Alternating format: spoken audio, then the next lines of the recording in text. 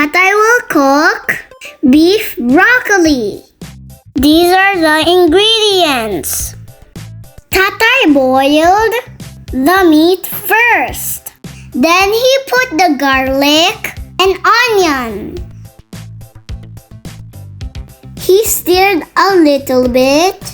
Then he put the celery and carrots. This is how Tatay making the sauce.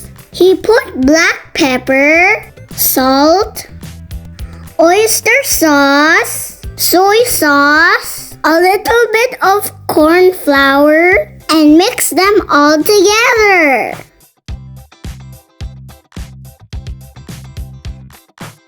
Then Tatay put the broccoli.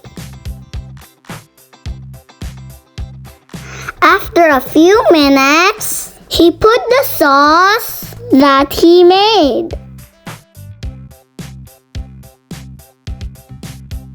Then he let it boil for some more minutes. It's ready.